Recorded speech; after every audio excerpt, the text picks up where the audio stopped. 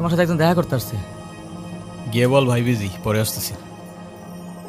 তোমার মা আসছে ভাই।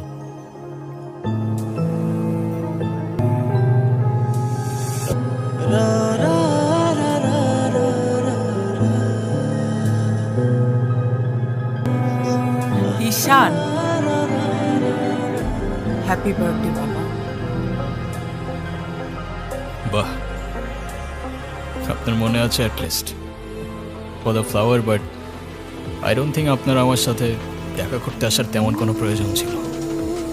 আমি তোমার মা ঈশান, মায়ের সাথে কেউ এভাবে কথা বলে? আমার মা আমাকে অনেকগুলো বছর আগেই ছেড়ে চলে গিয়েছে। আই হোপ আপনি বুঝতে পারবেন।